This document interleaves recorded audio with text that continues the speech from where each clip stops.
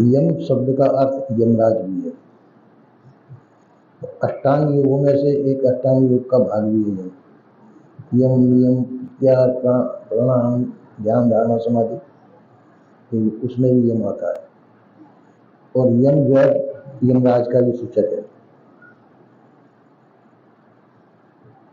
तो यमराज का जो सूचक है वह मृत्यु। तो जीव की तो मृत्यु होती नहीं है क्योंकि यह अमर है। शरीर की मृत्यु होती है, शरीर नाशवान है। तो नाशवान वस्तु की नाश हो गई तो इसकी मृत्यु होती है। तो यम का मतलब है कि आपको जो अपने मार्ग से डिगा दे, जो तुम्हारा सत्य मार्ग है, सत्य मार्ग से डिगाने वाले को यम कहते हैं। कोई भी हो सकता है, अपना अपना प्रिय भी व्यक्ति हो सकता है, अप्रिय व्यक्ति भी हो सकता है, जो काम, क्रोध, लोभ, मोह, भय आदि वेगों को उत्पन्न कर सकता है, तो वो यम माना जाता है। तो यम की प्रबलता जब होती है तो हम साधन मार्ग से चूक जाते हैं। कभी निद्रा, प्रमाद आदि भी हमारे अंदर आ जाते हैं, तो उसकी वजह से भी हम अपने मार्ग से चूकते हैं। तो मार्ग से चूकने का मतलब है कि हमारे अंदर उत्तेजना पैदा हो जाती है, मतलब उच्चाटन पैदा हो जाता है कि चलो आज नहीं करेंगे, अच्छा आज मतलब मन नहीं लग रहा है, आज ऐसा। तो ये वेग हमारे अंदर ही पैदा होते हैं। उन वेगों को हम अपने पुरुषार्थ द्वारा जीत सकते हैं। इसको यम है जो हमारे मार्ग से हमको पतित करता हो, हमारे मार्ग से हमको चुकाता हो, हमारे मार्ग से जो हटाता हो, वही यम है, वही यमराज है। तो संसार का कोई भी व्यक्ति जो ये काम कर सकता है, पर हमको सजग सावधान रहना चाहिए। हमको किसी से भी डिगाने से डिगना नहीं चाहिए। अपना मार्ग है, पक्का है, अपने मार्ग पर अटल रहना चाहिए। भजन के टाइम पर भजन अवश्य करना चाहिए। आलस प्रमाद आ जाए उस पर विजय प्राप्त करनी चाहिए।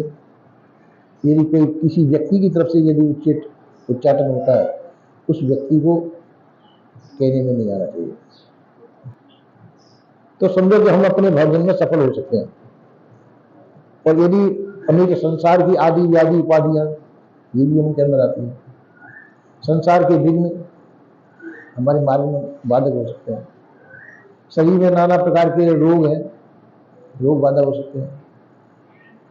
तो इन चीजों को हम अवॉइड कर सकें, हटा सकें, उसमें इनकी चिंता न करें, तो हम भजन में सफल हो सकते हैं। नहीं तो कभी कभी कोई विकार हमारे सामने आएगा, कभी किसी के तरफ से कुछ न कुछ विकार आएगा, संसार के विद्रोह सामने आएंगे। ये सब यम के अंदर आते हैं। संसार के विद्रोह आज जो प्रकट होते हैं, नाना प्रकार की शारीरिक व्याधियां सामने आती हैं, तो इनको जो विजय प्राप्त करता है, इनको जो जीत सकता है, तो वो साधन कर सकता है। ये साधन के अंदर नाना प्रकार के विघ्न होते हैं। इन विघ्न को ही राक्षस कहते हैं। विघ्न करने वालों को राक्षस कहते हैं, जो विघ्न पैदा करते हैं। साधन मार्ग में विघ्न करने वालों को राक्षस कहते हैं। कोई द्रोह करके करता है, कोई प्रेम करके भी करता है, कोई ऐसा कि तुम्हारा हित चिंतक बन करके द्रोह कर सकता है। हित चिंतक का मतलब है कि कोई तुम्हारी सहेली आ जाए, कोई वो आ जाए, तो तुम्हारा भजन का टाइम है, अब उससे बात करें, नहीं करेंगे तो वो नाराज हो जाएगी, है ना। उससे बात करना जरूरी है, तो उस समय उसको त्यागना पड़ता है। उस समय उससे बात करना जरूरी नहीं है, क्योंकि वो साधन मार्ग की नहीं है। वो तो एक विघ्न बन करके तुम्हारे सामने आएगा, और उस समय अपने मार्ग पे अपना टाइम हो गया, अपने टाइम पे लग जाना चाहिए, क्योंकि वो साधन है। साधन को प्रमुखता देनी चाहिए। संसार में सबसे ज्यादा प्रमुखता साधन है, कि उससे तुम्हारा कल्याण मार्ग पे आप अग्रसर हो।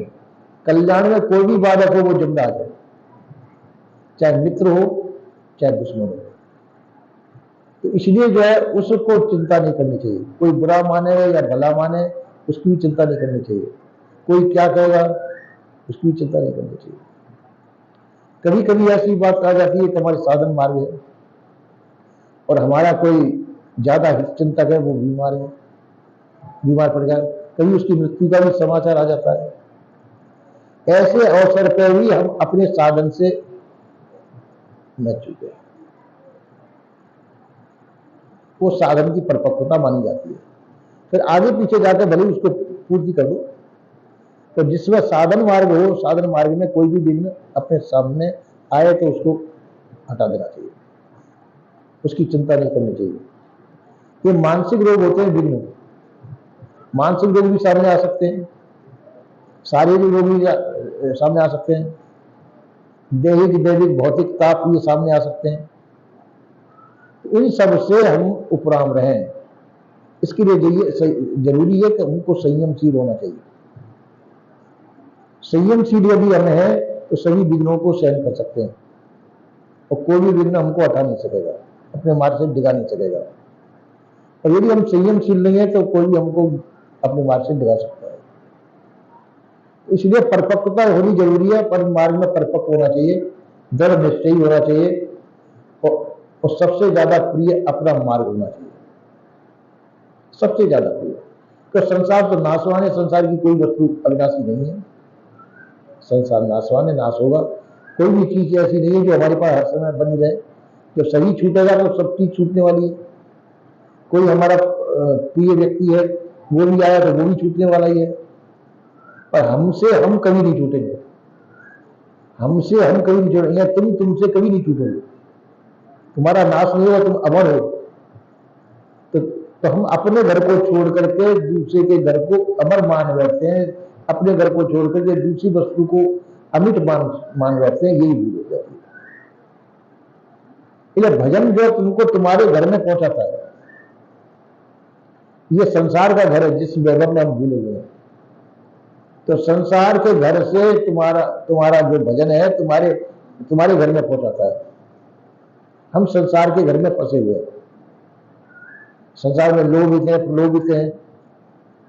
तो संसार के घर से निकाल करके तुमको तुम्हारे घर में पहुंचाता है, तो देख उस घर की तुमको अभ्यास नहीं है।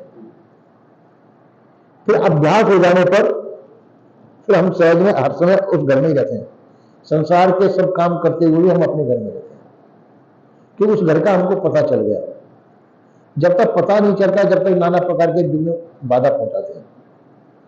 जब हमको अपने घर का पता चल गया तो हम जो हर समय अपने घर के अंदर ही रहते हैं, संसार के सब कार्य करते रहते हैं। कोई भी कार्य हो तो सब कार्य करते हुए भी हम अपने आप में ही रहते हैं, क्योंकि उस लक्ष्य को हम प्राप्त कर चुके हैं। इसलिए और जिनको लक्ष्य प्राप्त नहीं है उनको कोई भी विघ्न बाधा पहुंचा सकता है। इसलिए भजन को श्रेय देना चाहिए, सब काम को छोड़ करके भजन करना चाहिए।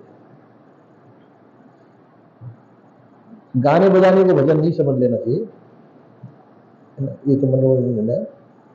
भजन है जो अभी कर रहे हो तुम लोग, ये भजन है। संसार से सभी प्रकार की वृत्तियों को निकाल करके, चित्त बुद्धि मन अहंकार इन वृत्तियों को संसार से हटा करके हम अपने आप में समाहित हो जाए, अपने आप में स्थित हो जाए, अपने आप में सिमट जाए, इसका नाम भजन है। और संसार के किसी भाव में भावित न हो, प्रभावित न हो। किसी कोई रोएगा, कोई गिड़गिड़ाएगा, कोई कुछ करेगा, इन भावों से प्रभावित न हो। कोई अपनी कसम भी खिला सकता है, तो ये इन भावों के अंदर प्रभावित नहीं होना चाहिए। तो इसी प्रकार से जो इतना दृढ़ निश्चयी व्यक्ति है उसका साधन सफल होता है। और जो किसी प्रकार से भावों में बह जाता है, संसार के भावों में जो बह जाता है, वो अपने मार्ग से फेल हो जाता है। एक दृष्टांत आता है कि नदी बीच में पड़ती थी और जैसे शंकर भगवान की पूजा करने जाता था एक लड़का, नदी के उस पर शंकर भगवान का मंदिर था। तो नदी कभी कम होती थी, कभी ज्यादा हो जाती थी। तो जब मैं पूजा करने जाता था, अब एक उसका विरोधी लड़का था, तो वो पूजा कर लेता था, तो वो जाकर के उसमें पत्थर मारता था शंकर भगवान को। और कर क्या सकता था, दोनों में लड़ाई थी आपस में। तो वो खींच के पत्थर मारता था। एक दफा क्या हुआ, नदी का भंडार आ गया, नदी को लबालब ऊपर तक बह रही है।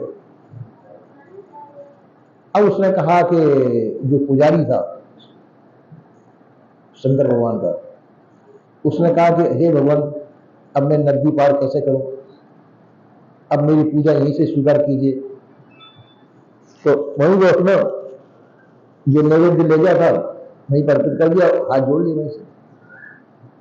अब दूसरा आया, दूसरे कहा अच्छा नदी बह रही है पर पत्थर तो मुझे मारना ही है। शंकर भगवान ने एक पुल पड़ा नदी में, तो नदी बहुत दूर तक बहा ले गई, बह गया, और फिर पार पे लग करके फिर दौड़ कर आया, और दौड़ के आकर के शंकर भगवान ने पत्थर मारा।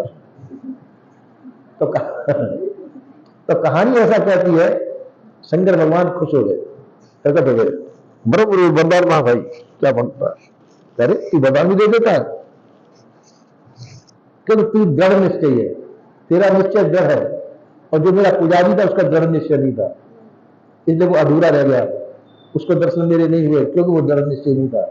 और तू दृढ़ निश्चय है, चाहे तेरा मेरा मेरा ज्ञान हो, भक्ति हो नहीं हो, पर तेरा जो दृढ़ निश्चय यही भक्ति है, तू अपने नियम को डिगा नहीं पाया। इसी प्रकार से ये तो कहानी है, दृष्टांत है, शंकर भगवान वगैरह कोई कुछ नहीं है, पर दृष्टांत है समझाने के लिए। तो इसी प्रकार से जो अपने मार्ग पर चलने के लिए दृढ़ निश्चयी है, जो संसार का किसी प्रकार से चिंता नहीं करते, संसार में कोई कुछ कहेगा, कोई कुछ कहेगा, कोई कुछ कहेगा, तो संसार की चिंता न करें, संसार के क्लेश भी बहुत होंगे, उन क्लेशों की चिंता न करें, तो जो वो अपने मार्ग में सफल हो सकता है। जो संसार का बिल्कुल चिंतन छोड़ दे, मन विघ्नों को चिंता छोड़ दे, तो वो अपने मार्ग में निश्चय पहुंचता है। उसके साथ साथ शरीर में नाना प्रकार के होने वाले उत्पाद, कभी बुखार है, कभी जुकाम है, कभी कुछ है, ठीक है बैठ नहीं सकते तो लेट के भी वजन कर सकते हैं, बैठने का मौका नहीं हो, लेट करके वजन कर सकते हैं। कभी मच्छर भी काट देंगे तो मच्छरदानी भी लगा सकते हो, ऐसी कोई बात नहीं है, पर अपना काम करना चाहिए, भजन के टाइम में भजन अवश्य करना चाहिए, इसमें डिगमिग नहीं होना चाहिए, क्योंकि संसार की सब चीज नाशवान है, भजन के द्वारा जो प्राप्त हुआ तुम्हारा अपना घर प्राप्त हुआ, आप भजन तुम्हारा अपना है, और सब चीज तुम्हारी पराई है, सब छूटेगी तुम्हारी, सब चीज छूटने वाली है ना। और भजन जो भजन बताया गया, उस भजन के द्वारा जो प्राप्त हुए वो तुम स्वयं प्राप्त, तुम अपने घर में पहुंच रहे हो, और संसार पराया घर है, ये छूटने वाला है, हम अपने घर में पहुंच रहे हैं, तो इसलिए उसमें भीड़ नहीं करनी चाहिए, सब काम को छोड़ करके अब प्रभु कृपा करो यही भांति, सब तक भजन करो दिन राति, इसी प्रकार से सोच करके हमको अपने भजन पर दृढ़ निश्चय करके और संसार की चिंता न करते हुए हमको दृढ़ निश्चय होना चाहिए, ऐसा संत गुरु कहते हैं। बोलिए श्री सद्गुरुदेव।